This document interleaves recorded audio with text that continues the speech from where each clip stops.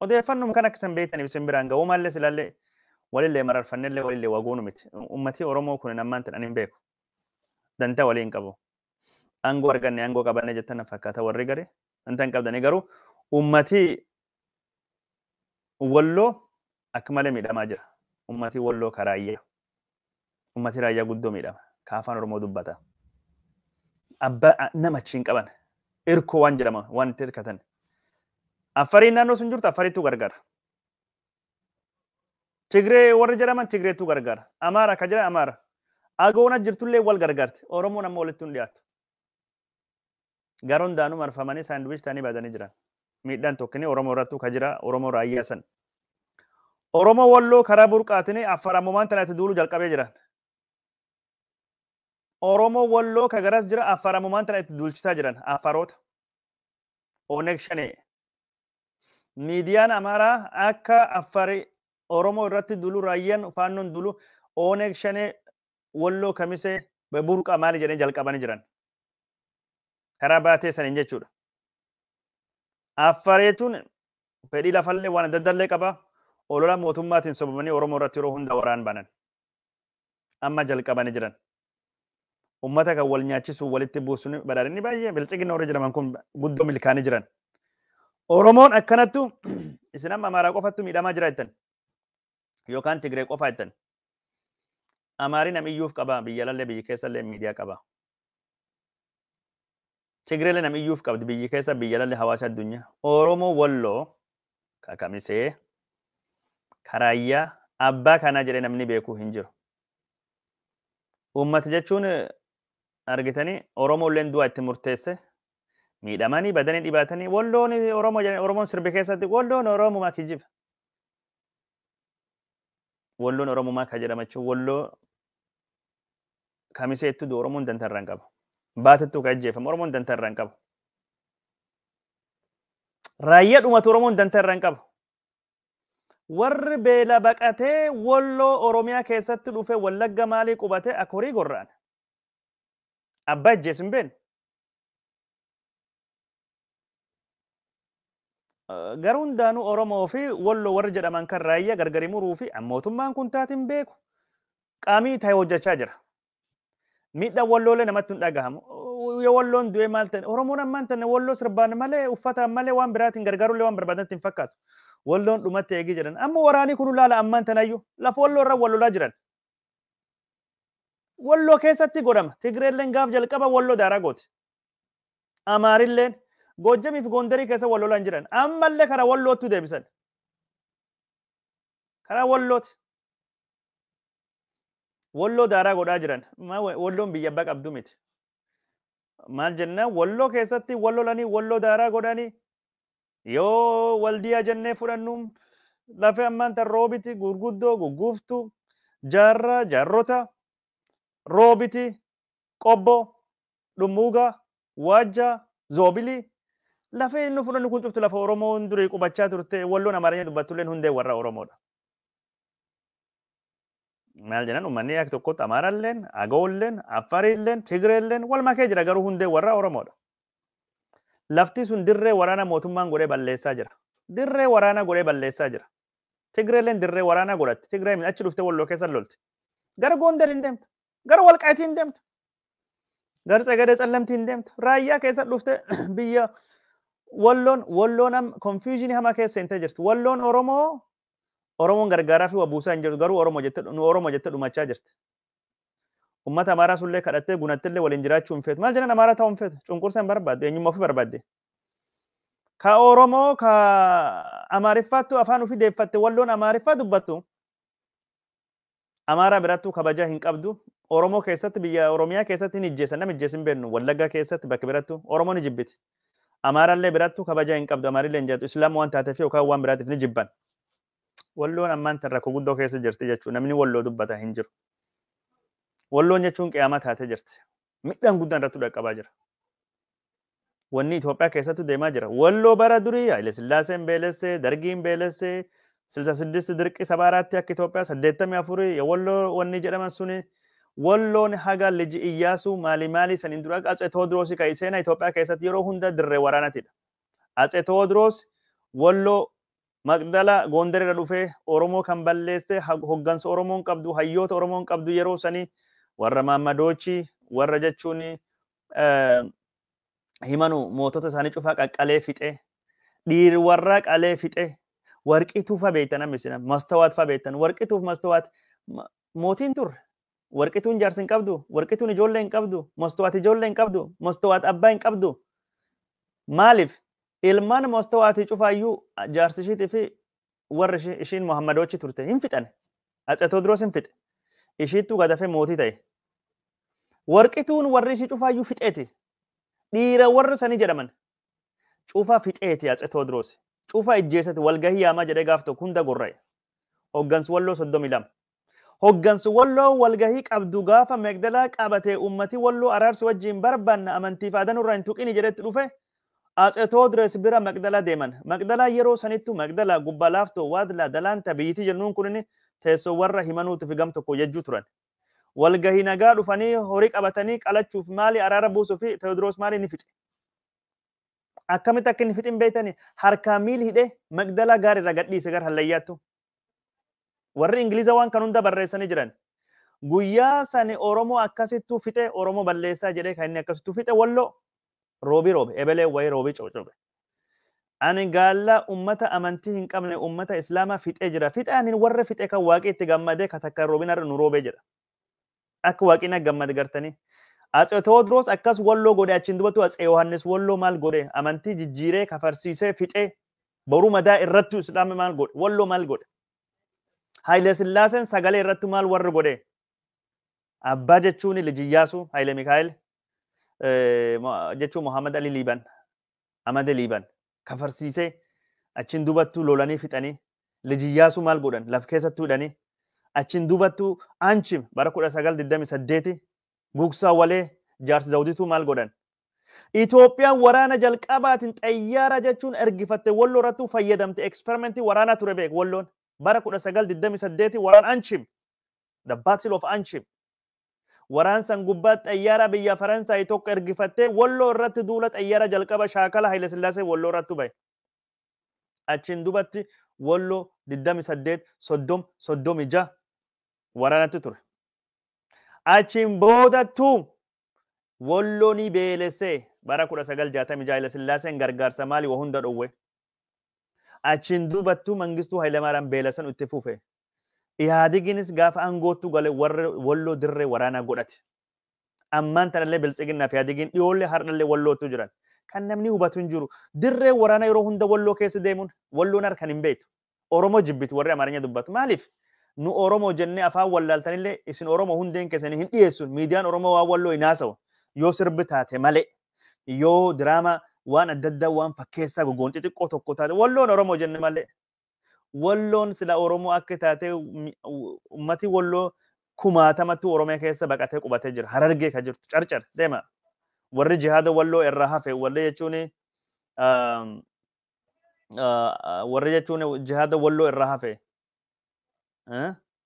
cuftunuu achi dhufanii qubatan Jimma Abbaa Jifaar qubatan Bongaa qubatan Booran qubatan Shawaa qubatan warri kun cuftunuu Oromoodha jennee Oromummaa warra agarsiifnee sila Oromummaa warra agarsiifnee waan tokko garuu Wallagga keessatti guyyaa guyyaan Goojjameen hin ijjeefamu hin dhumatu Goojjameen hin ijjeefamu Gondarii miti wallootu Wallagga keessatti dhumata nam ijjees hin beekne Jimmaa keessallee bakka birallee wallootu dhumata Islaama nami ijjeefamammoo sanuu Amaaraa tagaddira jedhanii propaganda ka oolfatu Amaaraa achittu warrattu Ooneg Shane jedhee ka jechuun kamiseen nam ijjeesu Amaaraa san kanama fixaa oolu Amaaraa san garuu ka siyaasa olool ittiin oolfatu Amaara siyaasan Oromootiif siyaasa walloo akkanattu jechuun burjaaja'e walloon Oromoo ta'uuf gaafa waraanaa gargaaruuf dhaqqabuuf gaafa beelaa ayyee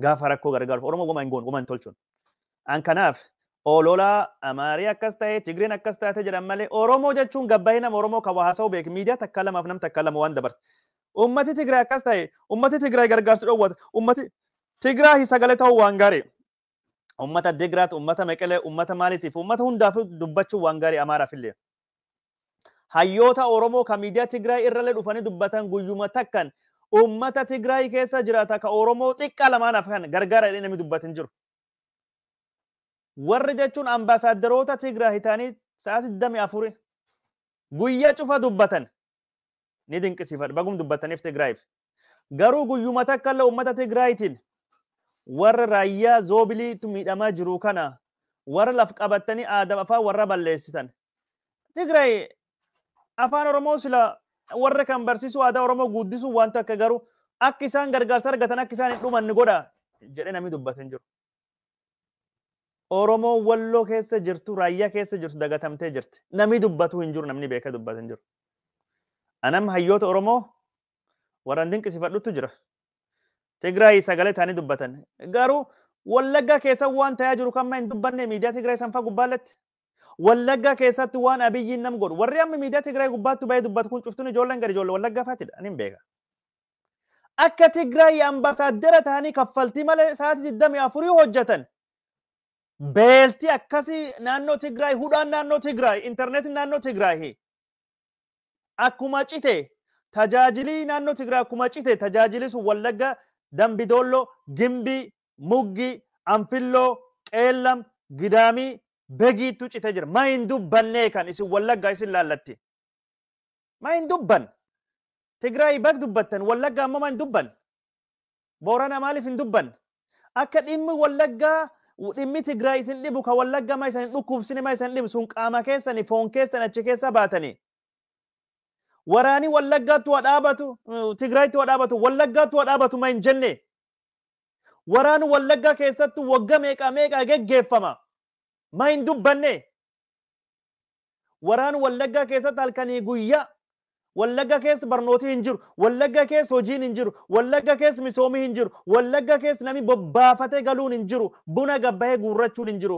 ummati dureessi qabaatan lafa badhaatu gubbaa jiraatu sun beelahee deegee jira maantan Wallaggaan beelawaa jirti beela Wallaggaa ma hin dubbanne dhaabbanni gargaarsa addunyaa Wallaggaa kinni gargaaru Wallaggaa kinni wagodhu ma hin dubbanne warri kunin kauma Tigree qofa beelti ka dubbatamtu ka Tigree qofa waraanii ka dubbatamu ka Wallaggaa ma hin dubbatamne isinittu Wallaggaa hin beektan maatii achi qabdani warra achi qabdani nu caal Wallaggaa beektan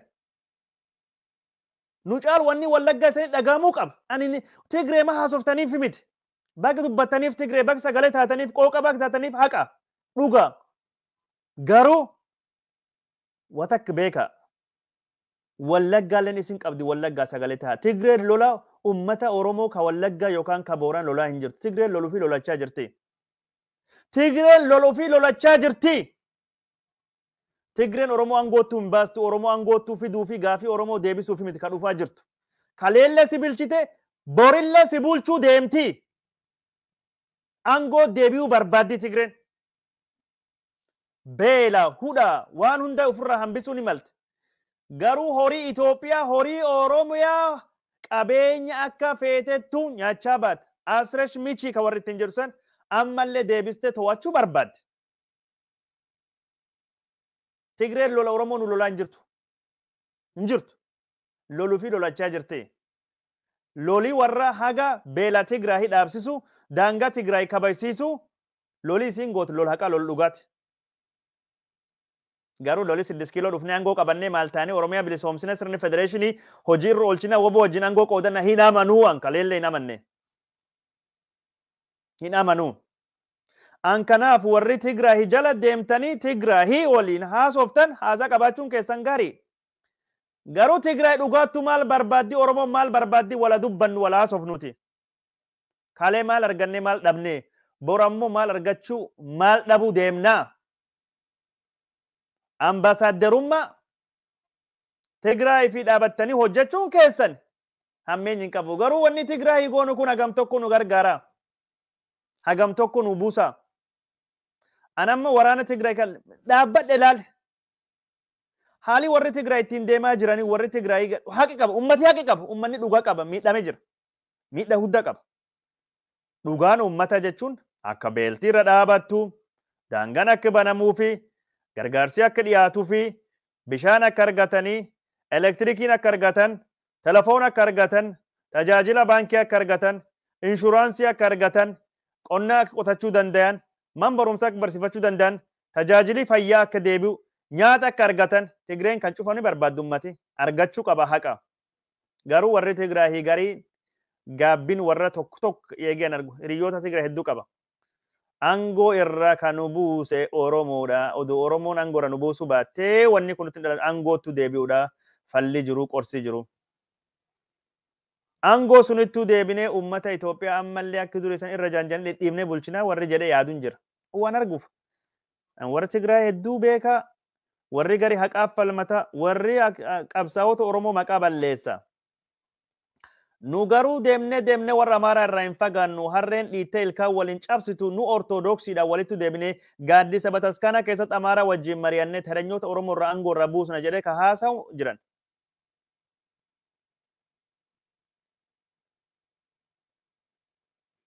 Nu bulchuu qabnaa ka jedhu. Ani jechuun warri Tigraay hagam tokko jijjiirame warri Tigraay hagam tokko gaafa nu bulchu hin beeku. Waan kana jechuun wanni an haasa'uu barbaadeef maal seetan? Wata kalam dogongora qabsoo Oromoo keessatti argaa jira. Oromoo waan ofii haasa'uu dhiisnee waan alagaa waan Oromoo guddoo haasa'uu jaalanna. Garuu rakkoon Oromoo man Oromoo keessa jirti. Dhibii rakkoo Oromoo hundeen rakkoo Oromoo diinii Oromoo hamaan Oromoodha. Tigreen woma nu hin buustu. Woma nu hin buustu. Yoo qilee nu buuste malee Amaarillee woma nu hin buusu yoo qilee nu buuse malee. Warri Amaara jala eege raasu. Warri Amaara jala fiigu. Maqaa Itoophiyaatiin, maqaa andinetiitiin, maqaa maaliitiin.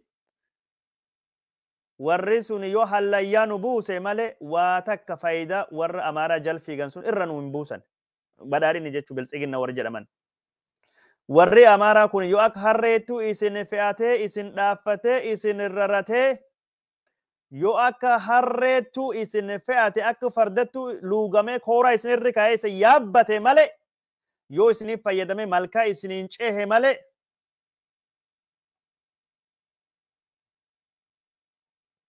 wanni isin irra buufattan hin jiru.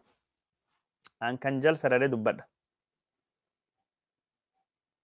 Warri Amaaraa kaayisin maqaa Itoophiyaatiin jala fiddanii qabsoon Oromoo diina Amaaraati faalla Itoophiyummaa nu barbaannuti jedhanii waan Oromoo xiqqeessuu xureessuu malee Itoophiyaaf Amaaru Itoophiyaa fi Oromummaa waliin deemsanii hin amanan. Abadan hin amanan.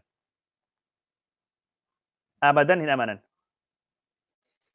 Warri Tigree kulleen uummata xiqqoo waan taateef erkoo ni barbaadanii Oromoo itti fayyadamuu barbaadanii Oromoo akka kortoo gara aangootiitiin dhufan.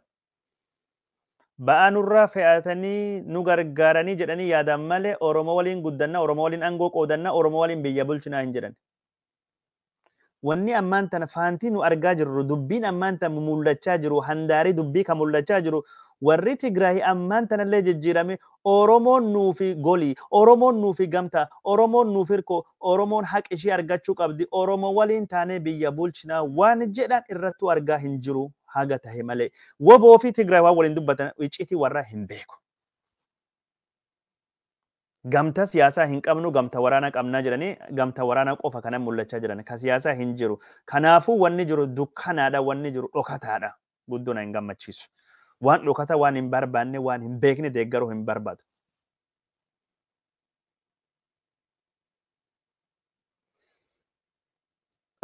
Hirakiloolee waan na gaafatte kana jechuun ejjannoon kan kee maali uummati Oromoo woboo duuba hiriiruu qabaa kan itti na gaafatte itti deebi'a. Si dubbadha. Warra Tigraay irraa abdii akkasiiti hin qabu. Warra Biltsiginnaallee irraa abdii hin qabu. Hin qabu, hin amanullee. Muuxannoo warra Tigraay wajjin qabnu ka waggaa 27.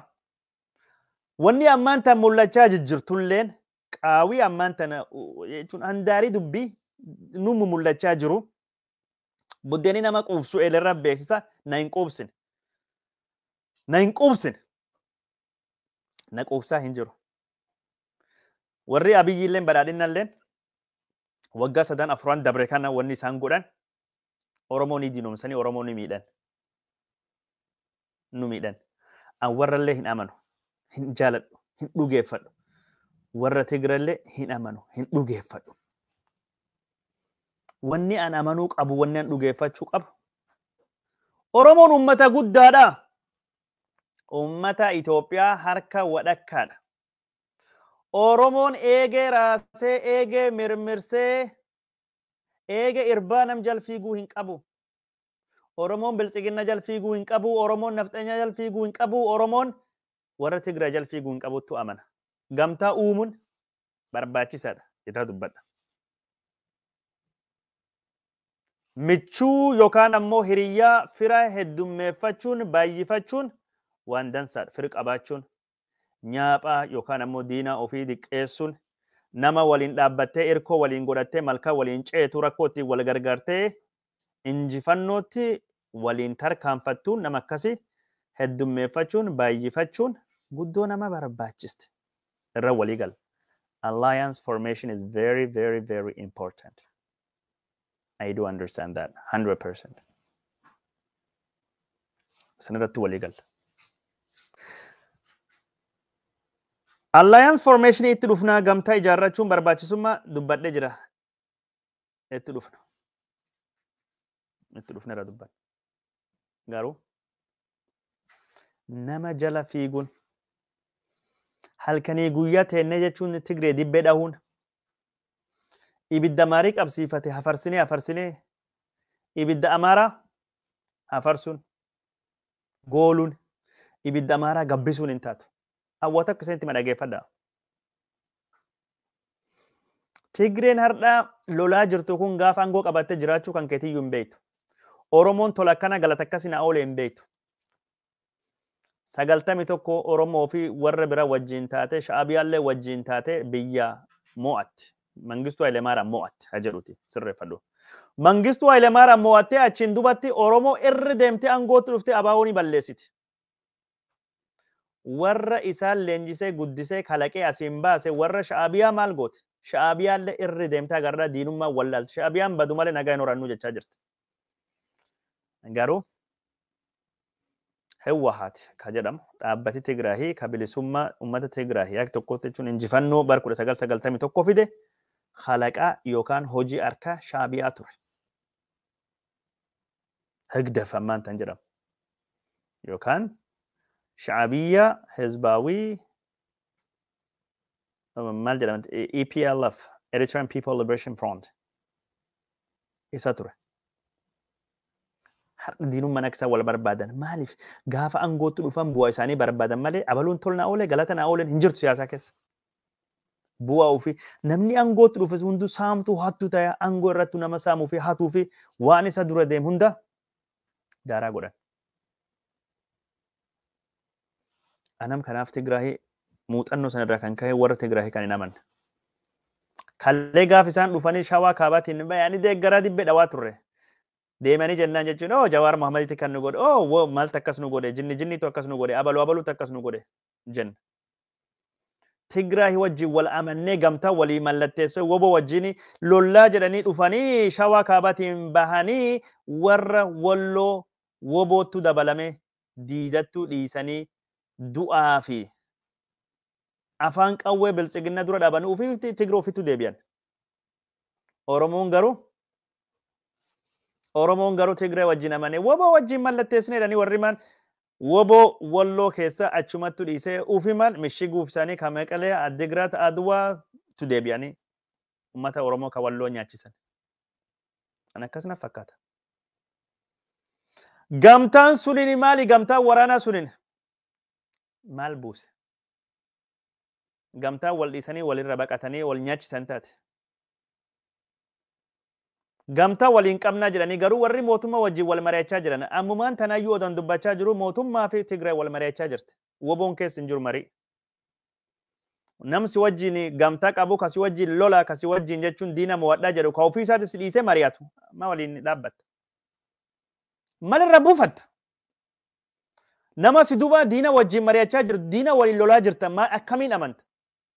Ati mariirra bakki bu'aa hin qabda. Marii irrattuu ka hirmaate bakki bu'aa woboo eenyudha? Ma amanta? Warri mari'achaa jira. Ati jechuun isaa wajjin gamtaa qabda warri guyyaa guyyaa maqaa uummata Oromoo yaamanii mee Oromoo Tigree arrabsi tokko natti hima. Jawaar Mohammadi diina.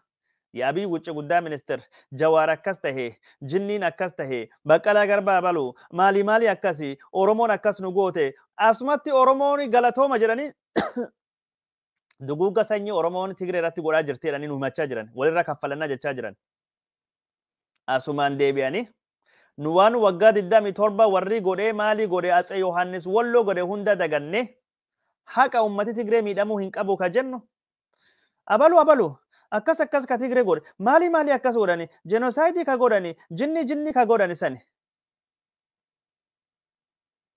daraartu tulluu ka atileetota Tigree hundaafuu carraa kennitee meedaaliyaa meeqa Itoophiyaa argamsiisani atileetonni sun akka isaan biyya ala deemanii dorgoman sila warri Tigraay hin ayyamu warri Abiy Ahmed tokko hin ayyamu daraartu tulluu warra duguugga sanyii Tigraay irratti godhirra addaan hin laalluu jedhan aktivistoonni Tigraay daraartu tulluu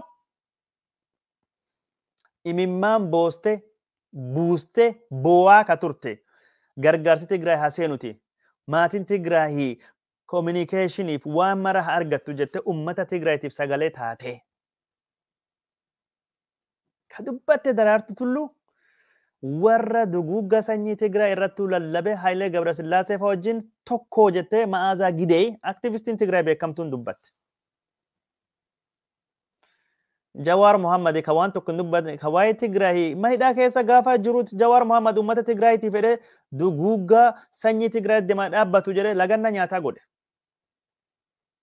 Jawar Muhammad warri Tigraay aangoorra akka inni bu'e gatii gumaachin dhuguma gumaacha jira warri Tigraay aangoorra bu'u Meqeleetti galuu warra sirriidha eegisaan aangoorra bu'an hin dubattu gabsaan Meqeleetti bahan hin dubattu waraanii mootummaan Abiyyi godhe sirrii akka hin ta'e waraanii akka dhaabbachuu qabu Jawar dubbachaa ture garuu Jawar Muhammad akka diinatti dubbata aktivistoonni Tigraay tokko kuniin jechuun waa warri itti deemuutu jiru yookaan waa warri fedhu akeeka nuu kenna handaara dubbii warraati haga tokkoon nuu saaxila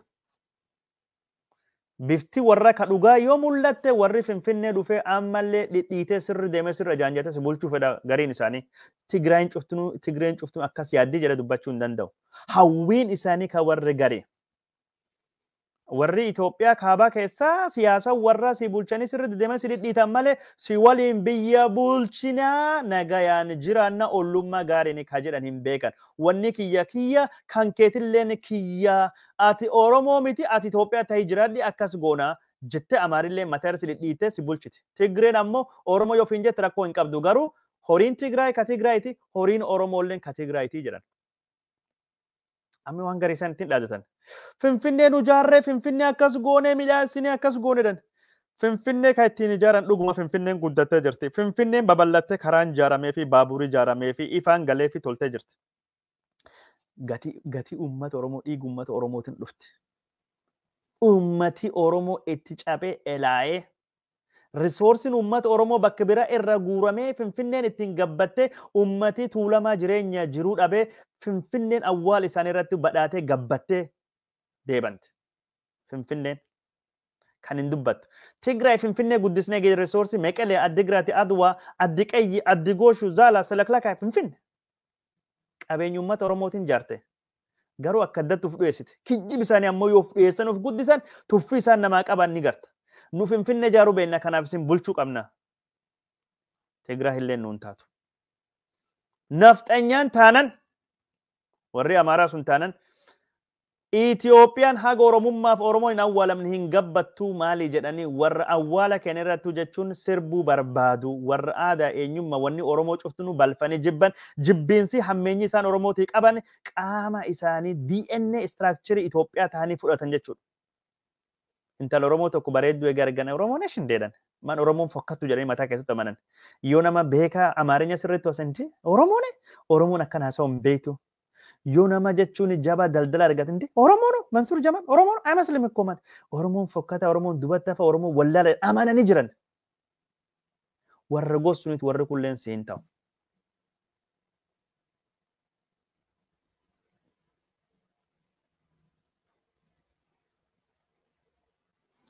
anin kan isinitti nu warri TPLF yak tokko deeggaru TPLF jaalannee miti hudha ummata Tigraay ka qaba rakkoo ummata Tigraay furuu fi Itoophiyaan afaan qawweetiin dubbiin galtii fi uummati Tigraay sun akka hin miidhamne afaan qawweetiin mootummaan dubbachuu warra deeggareeti malee Finfinnee koottaa nu bulcha koottaa nu bilisoomsa.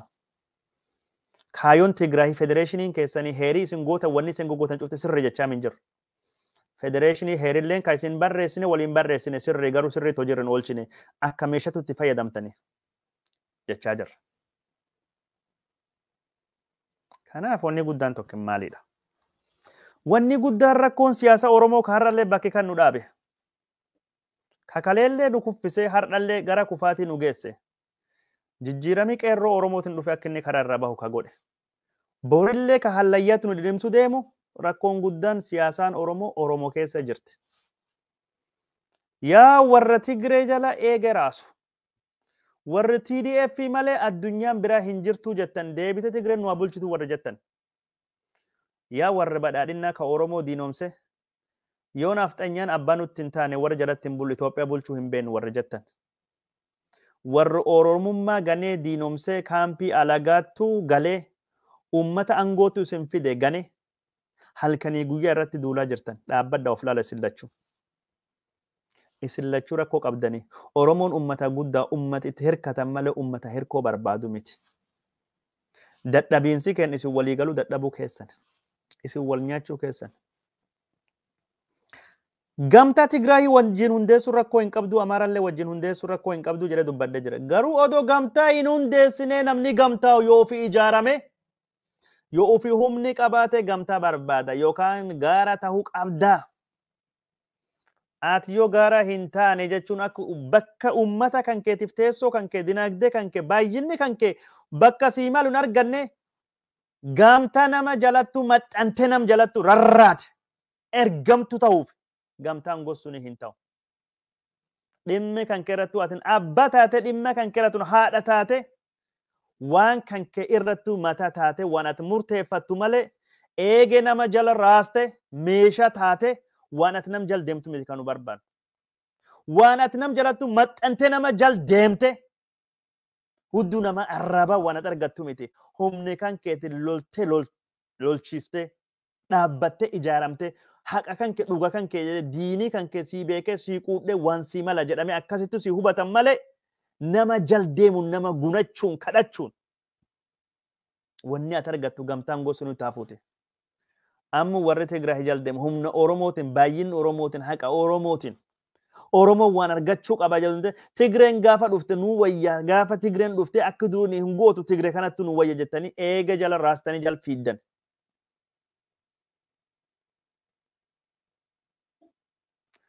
An kanaaf jalqaba gamtaa Tigraay wajjin jaarrachuuf Oromoon jabaachuu qaba. Oromoon ijaaramuu qaba Tigree wajjin gamtaa jaarrachuun durattu. Amaarallee saba kamiinuu wajjin gamtaa jaarrachuun durattu. Ka ammaan ta'u wal sakaalee wal kuffisee rakkoon guddaan Oromoo diinii guddaan Oromoodha. Oromoo raftee bara dhibba hagamiiti hirriba hin kaasina Itoophiyaan awwaal Oromoo irratti dhaabbatte Oromoo akka feene goona jedhame rabbiin akka warri hin se'atini Oromoo arbi rafee hirriba du'a rafee kan dammaqsee aangoo harka buuse rabbiin. Oromoon wareegama aarsa hadhaawaa qeerroo Oromootiin aangoon harka seentee aangoo qabachuu wallaaltee wal nyaachuttu kaatee. Qeerroon Oromoo aarsaa hadhaawaa maal fakkaata kaffaltee ilkaan diinati awoo nyaaphati Oromoo baastee aangoo harka Oromoo galchite. Nyaaphi lachuun qeerramsaaf waraaboon dabareen uummata Oromoo nyaachuu baratan. Qeerramsaaf waraaboon Oromoo dabareen yeroon wal qoodatanii am tarakiyya bor marrokeeti har yeroon tiyya yeroon kiyya jedhanii Oromoo qoodachaa Oromoo irratti wal nyaachuufi. Ka Oromoolleen artistiin Oromoolleen gaafa dhugaan jirtu waraaboon arra bu'ee qeerramsi narras bahu bineensi bineensuma tokkollee wanaan bahu nyaatamuun kiyyan oolu dheesses waa duraan bahu humna koo jabeeffadhee xiyya koo qopheeffadhee lachuu ofirraa dha'uuf jechaa warri sirbaa ture. Kaan waraaboo, kaan waraabessa, kaan qeerramsa lachuu Oromoo hin nyaata. Waraaba waan hamaa kal'ooleen irra naftu. Qeerramsi yoo si nyaate malaan si nyaata. Dhiiga kan kee funyaan xuuxee yoo fedhe foon si gossee dhiisa. Nafxanyaan waraaba waa hunda nyaatti kalloo aadaa Oromoo afaan irraa nafu. Kaan aadaa afaan guddifadha horii keessan irrattuu anattu abbataa laf keessan irrattuu anattu abbataa jedhee akkasiin nu bulchaa ture. Warri amma angootu deebi'uu barbaadu. Lachuu loluu fi lolachaa jira waan jiruuf kana jechuudha. Oromoon akkasittuu a'oo nyaaphaa a'oo diinaa a'oo qarriffa diina nyaaphaa akkasittuu seene qeerroon Oromoo aarsaa meeqan aangoo harka Oromoo seensifte. Hayyuun Oromoo ka jedhamu ka Oromoo bulchuuf hin qophaa'in ka mataa Oromummaa hin qabne saayikooloojii yaada ilaalchaa sammuu qalbii Oromummaa hin qabne garbichi harreen fe'aaf uumame fardii kooraaf uumame waliigaluu dadhabe. Warra bilchiginnaa jechuun yookaan bilchiginnaa wajjin jiru. Gariin garachi deemna gariin achi deemna wal nyaatanii Oromoo warra silaa fi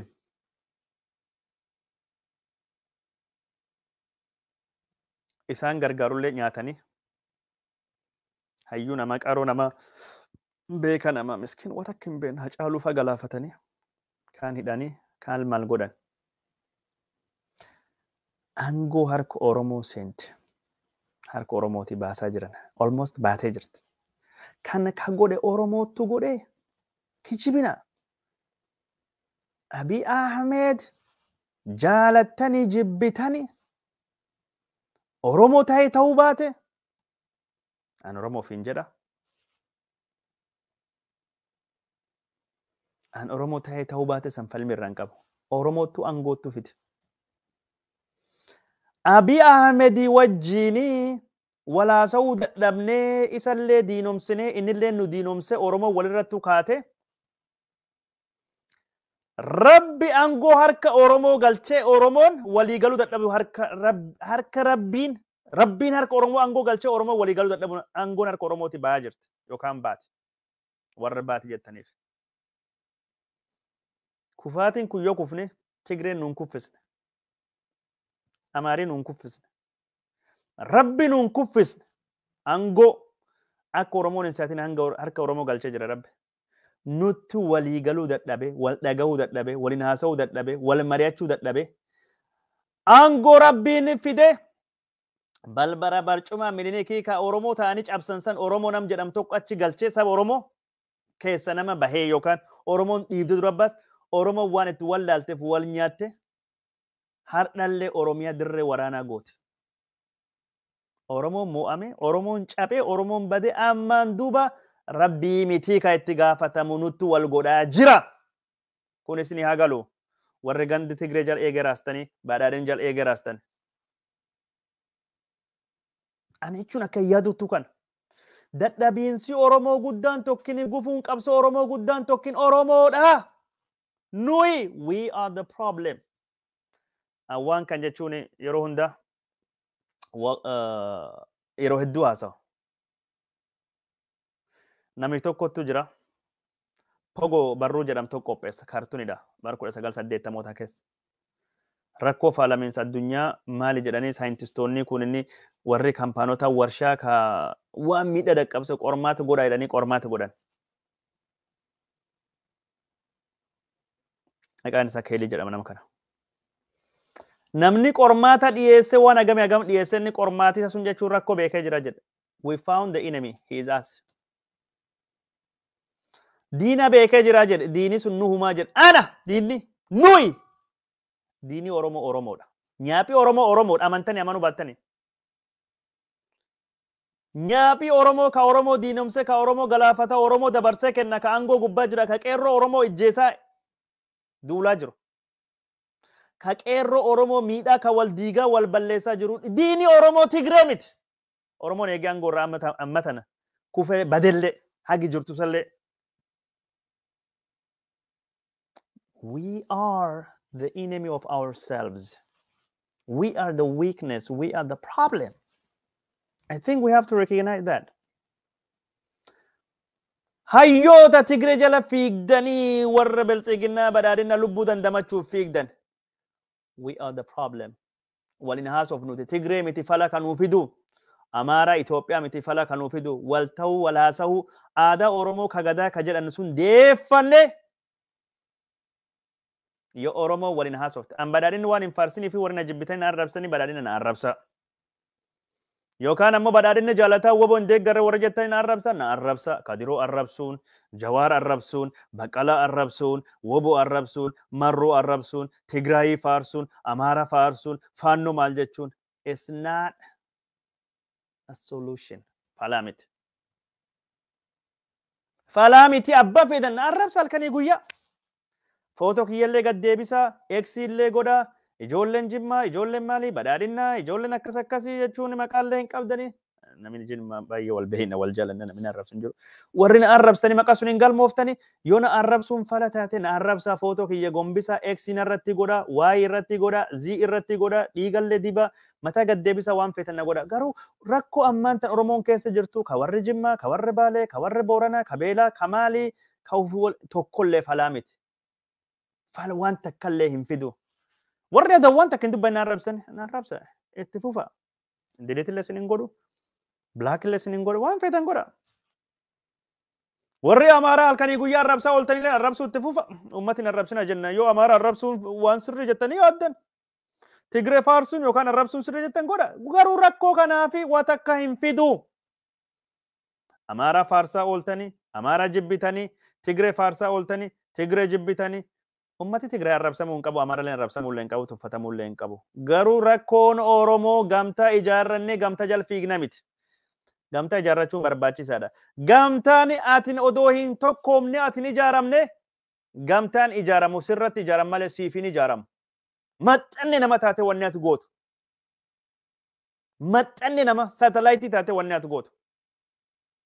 Client taate wanni ati gootu.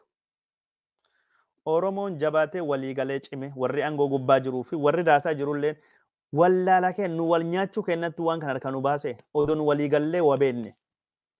Odoo Oromoon kan beettee walloon dhiistee waliin dhaabbatte.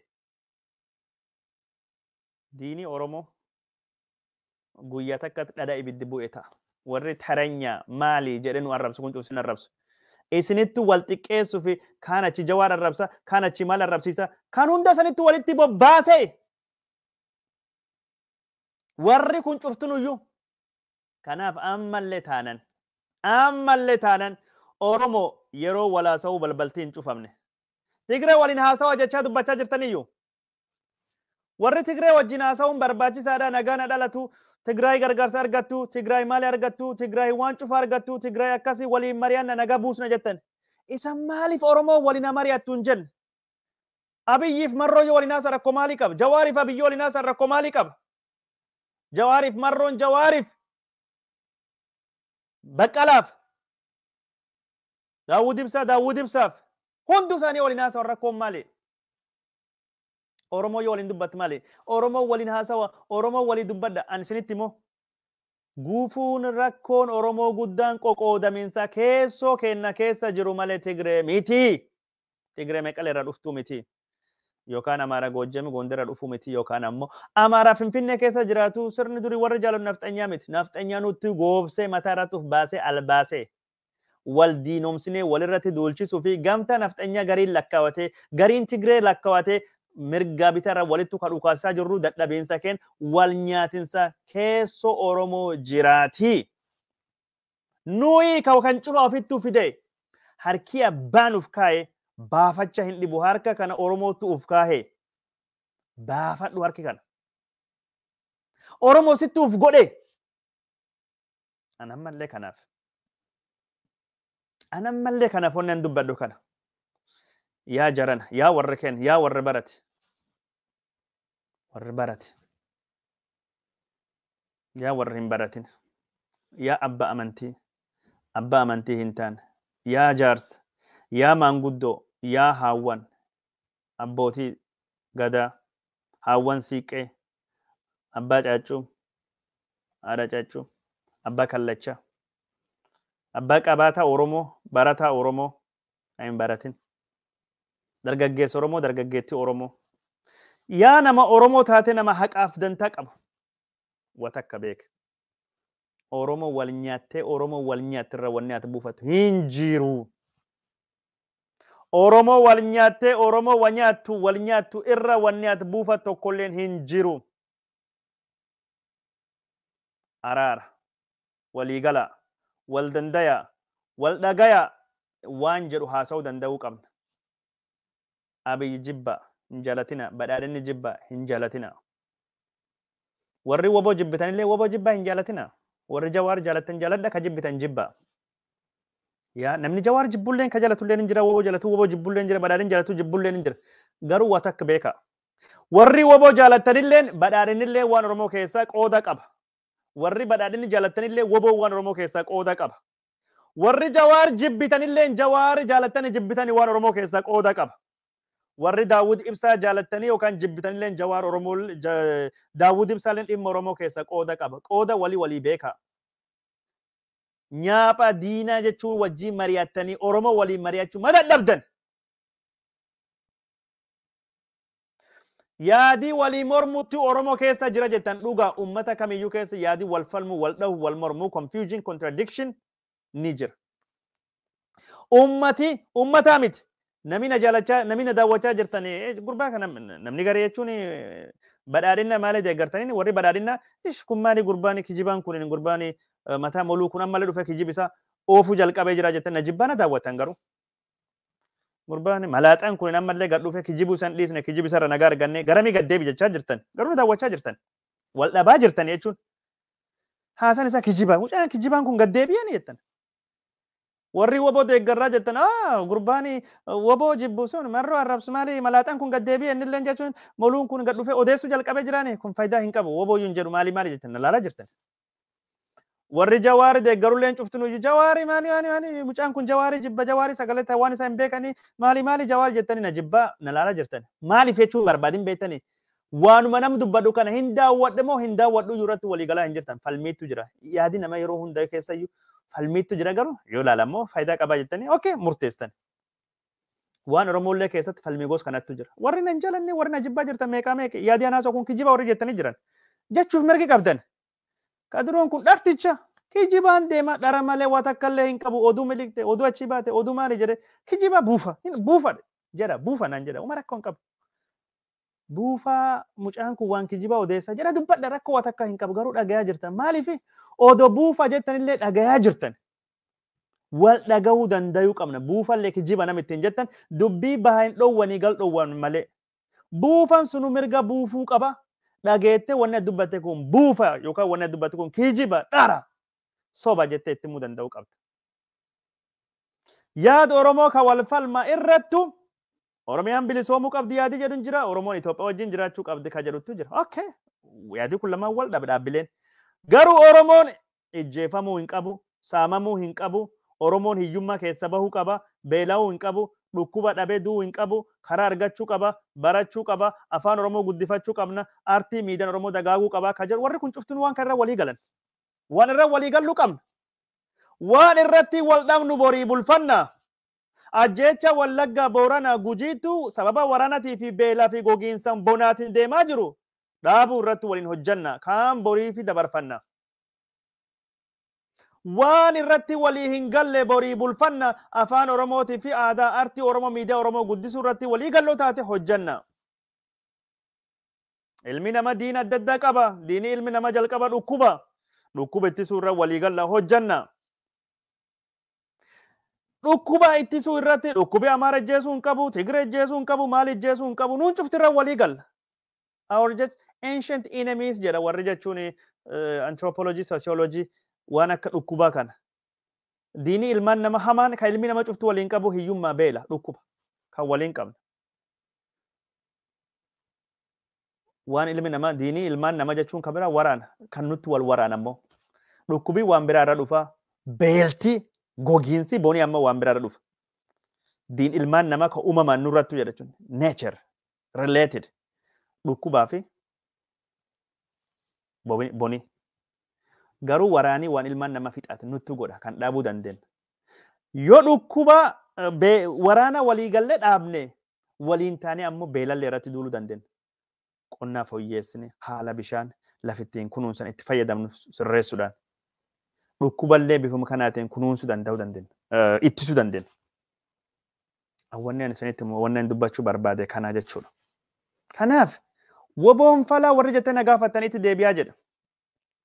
Gamtaan nu barbaachisa Tigree walii warri jettanii nu barbaachisaa irratti walii galla. Garuu gamtaan haqaa fi dhugaa irratti hunda gaafa Oromoon jabaatte gamtaan Oromoon hundeeffate jabaate. Gaafa Oromoon utubaa Oromoon gaara jedhee gaarummaa Oromoo beeke.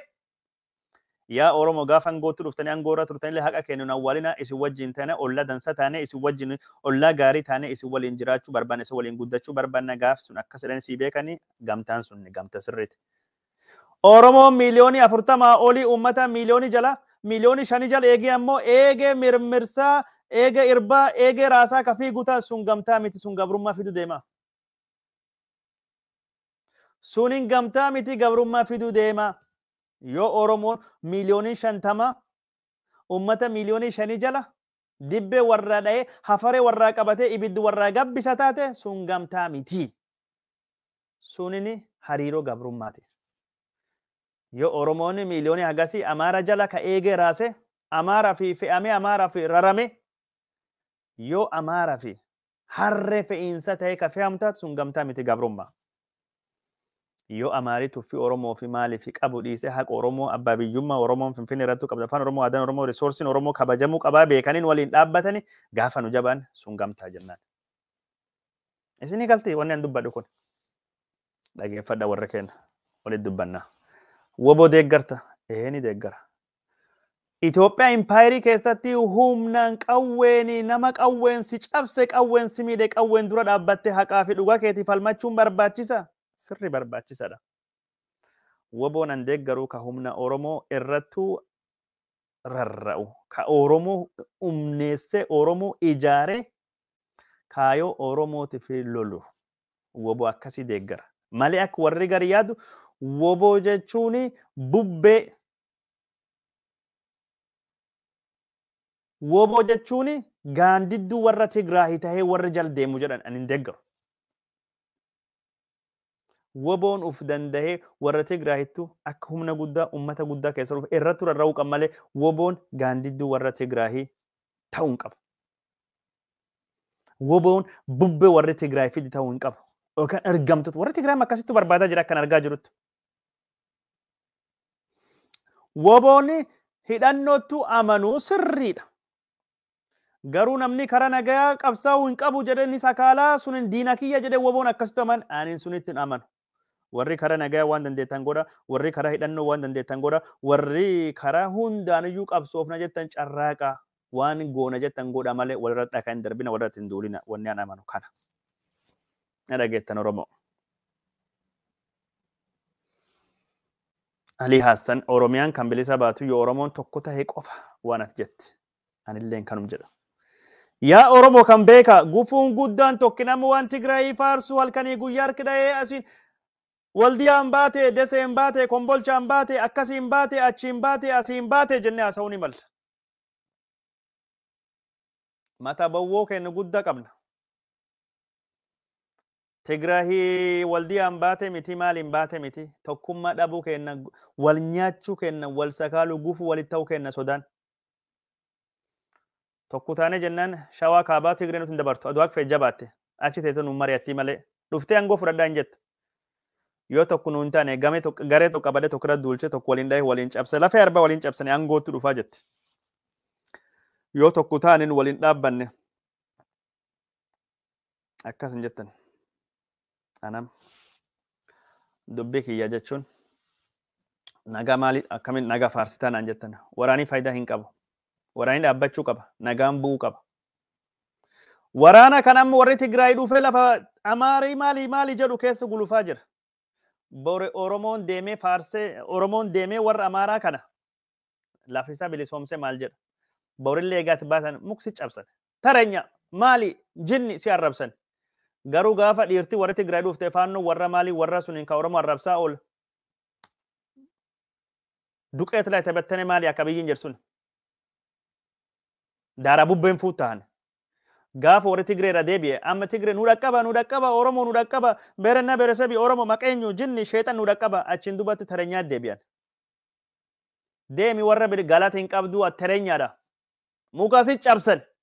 Amal warra waan beenuufi kan irraa hin barattu.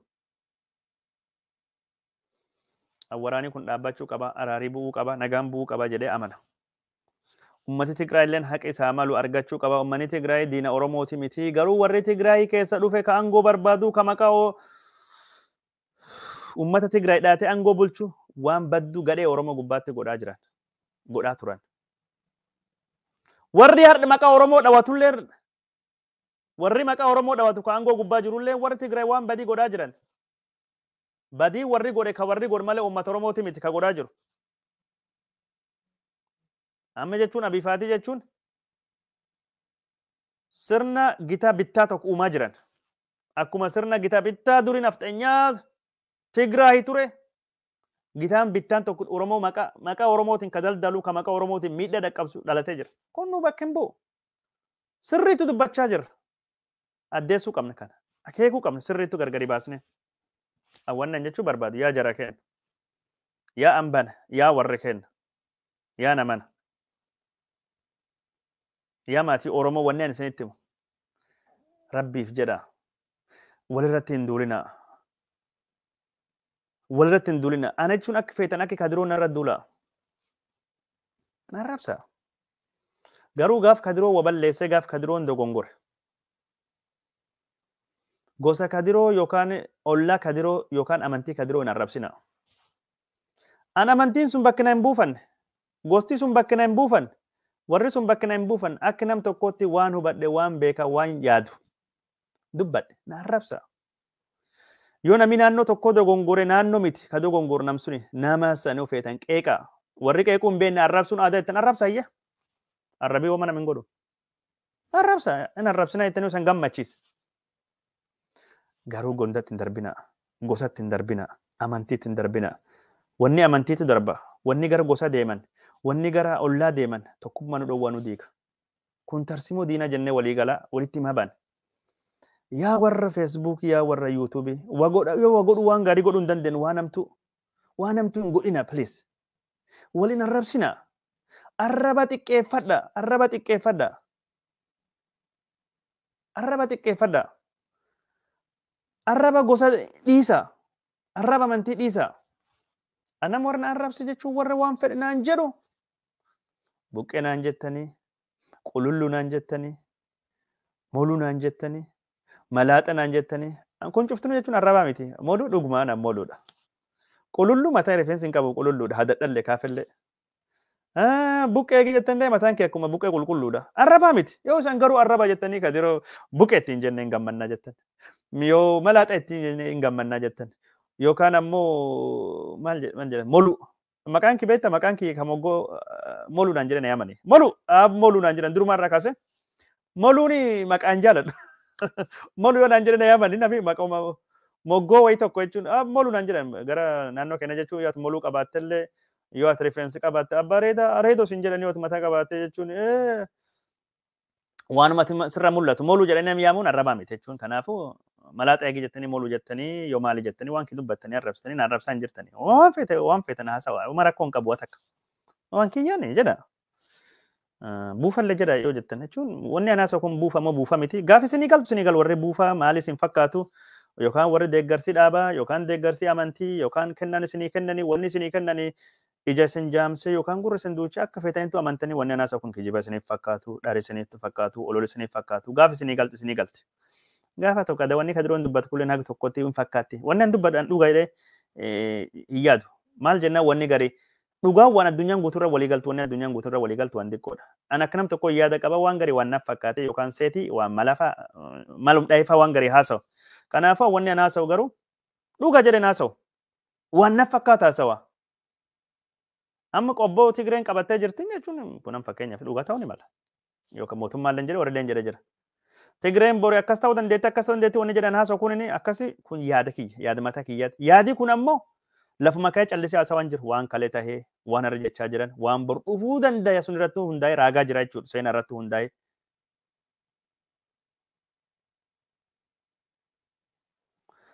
namni arrabsaa jiru jechuun namni tokko Hebrew Press Kadir waan yaada siif kennaa jira kan si arrabsu gadheedhaa fi raankeedha. Namni arrabsu gadheella jedhee ani yaadu namni arrabsa jechuun hagum beekun arrabsa jechuun namni warri garii jechuun yaada kennachuu hin beekanii qaroomii arrabitti fakkaata. Namni arrabsallee wallaalaa namni arrabsallee gadaanaa gadheella jedhee namana.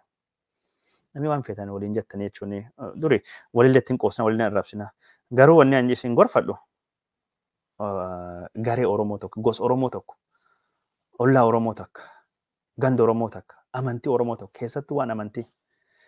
Rabbiif jedha waan amantii nama hin tuqina. Wanni amantii nama suni isinitti hin fakkaatu dharallee ta'uu jettanii yaaddan waaqeffataa waan islaama irra hin dubbatin. Islaamii waan waaqeffataa hamtuu irra naasayin. Kiristaanii waan islaamaa hin naasayin. Kiristaan ka ta'e Oma Ortodoksii ka ta'e Kaatolikii ka ta'e Adventistii ka ta'e Protestaantii ka ta'e Islaama ka ta'e waaqeffataa fudhadha. Amantii kan hin barbaanne kan itti namanillee waaqatti amanii amanuu baate dantaa isaati hojii isaati waaqa gaafata isin maali? Inni nu ibiddiin qaba. Yoo barbaade jannatu fi galchaa yoo fedhin gubaa. Isin jechuun bakki bu'aa waaqa taatanii asitti jannati namaa qoonna, asitti ibiddi namaa kennina, asitti nama arrabsina. No, natti hin darbin, sitti hin darbu. Akkas walii beeka, wal kabaja, wal danda'a jiraadha. Waan sooshaal miidiyaa kan irraa haasofna, irra dubbachuu deema. Garuu itti baay'insi dubbii kana.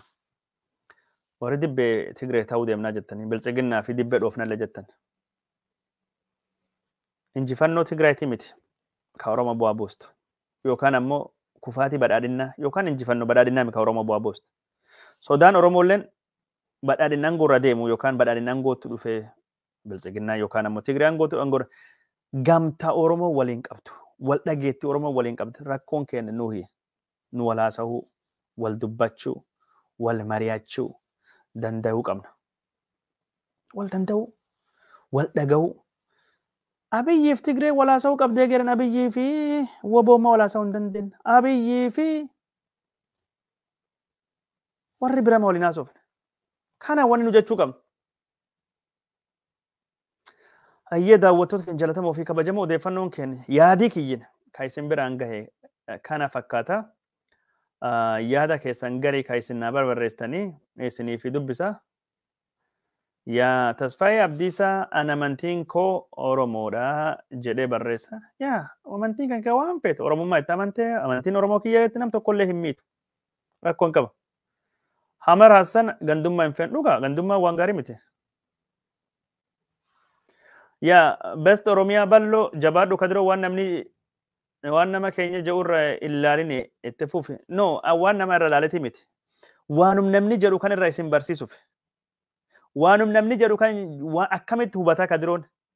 Waan kan irra akkisan hubattan muuxannoon kun irra akka barnootaaf. Muuxannoon kun iyyuu akka jechuun yaadaa fi waan ta'e isin hubachiisuuf isin garsiisuuf akka ta'uu fi mataa kiyya fakkeenya fudhadhu malee namni arrabsee namni afaarsallee danta'a takka hin qabu. Garuu wanni nam biraallee akkas jechuu danda'an. Anamma namni arrabsee jechuun inaaruu hin dallanuu nam biraallee yoo si aarsanii waa siin jedhani yaada qabaa eegeetti namattuun aarsa yookaan namattuun afaarsa ta'e hin sodaatinii jechuudha.